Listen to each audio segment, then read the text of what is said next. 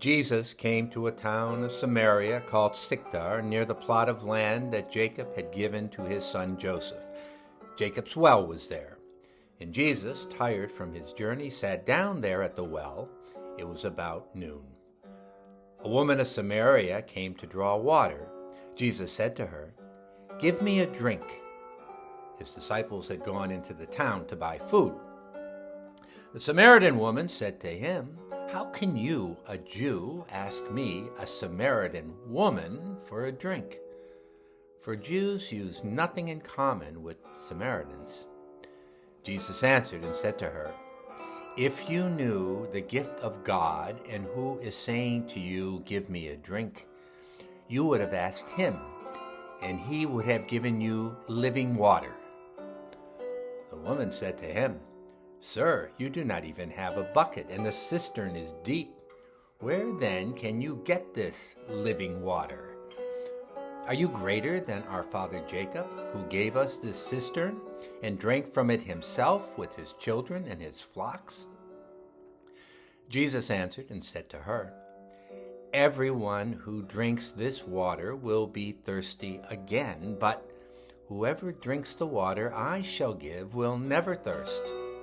The water I shall give will become in him a spring of water welling up to eternal life." The woman said to him, "Sir, give me this water so that I may not be thirsty or have to keep coming here to draw water. I can see that you are a prophet. Our ancestors worshipped on this mountain, but you people say that the place to worship is in Jerusalem."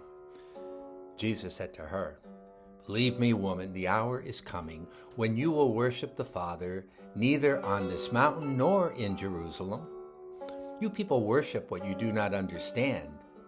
We worship what we understand, because salvation is from the Jews.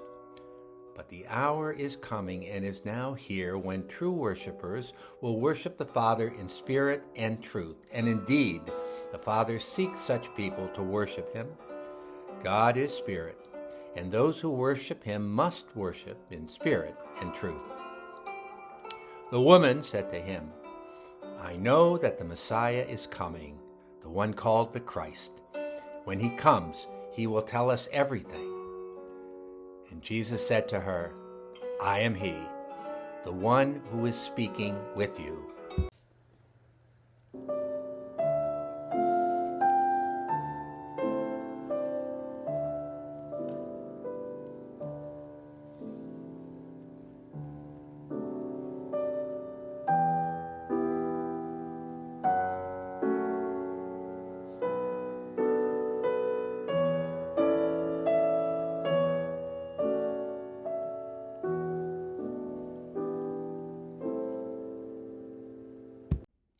On this third Sunday of Lent, I'd like us to reflect upon a beautiful and haunting oil-on-canvas painting by the Spanish symbolist artist Julio Romerro de Torres, entitled Samaritana, the Samaritan Woman.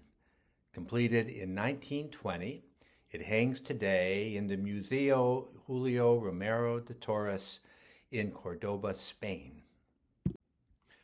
What makes de Torres' interpretation so striking is that, unlike most artistic depictions of this familiar gospel scene, his focus is not primarily on the well or even on the conversation itself, but with the woman's gaze.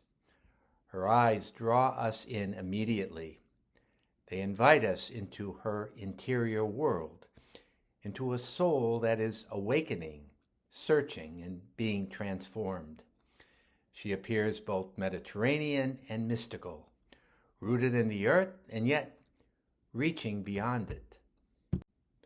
We know from the cultural customs of ancient Israel that women usually drew water together in the cool of the morning, a social and communal moment in village life.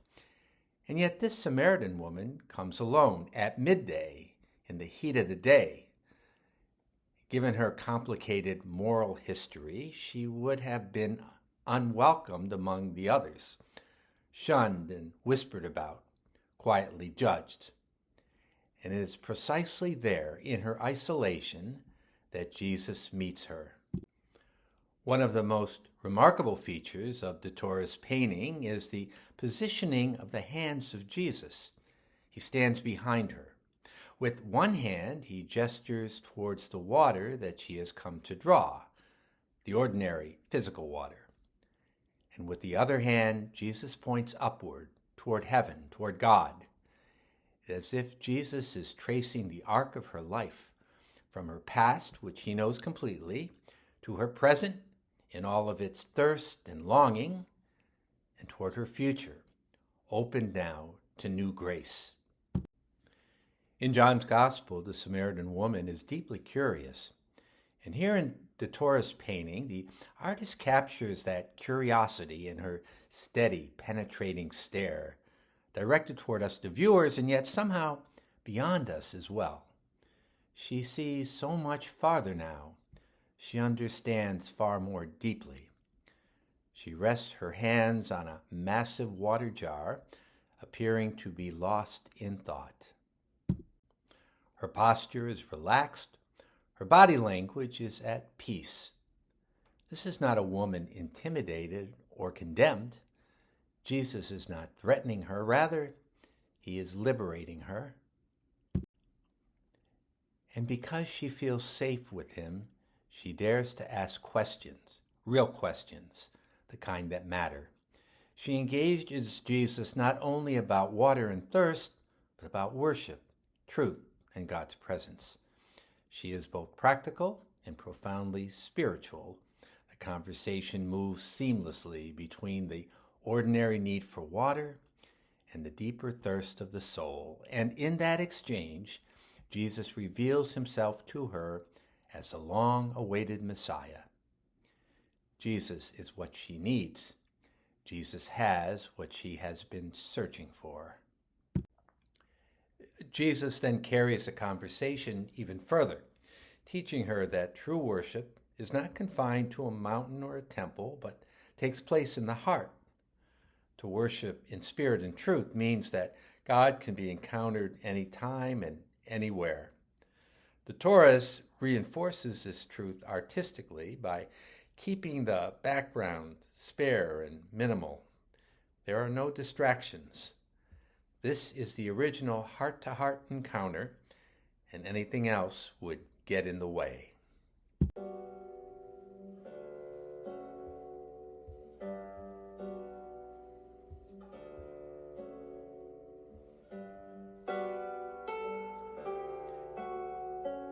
St. John tells us that the woman immediately goes back to her village and shares what has happened to her. And through her testimony, many come to believe in Jesus.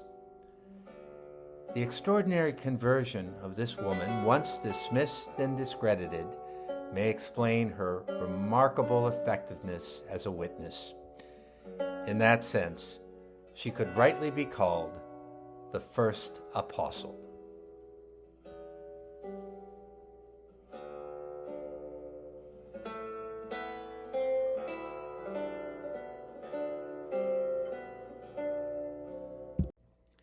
De Torres' painting emphasizes the strength and dignity of both Jesus and the woman standing together in quiet power.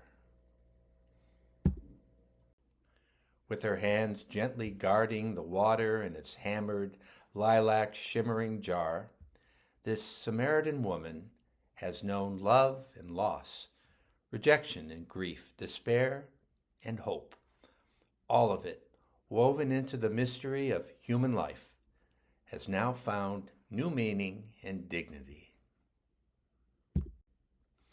And when grace is real, faith is meant to be shared immediately, without delay. So she leaves her water jar behind because she has found something far greater.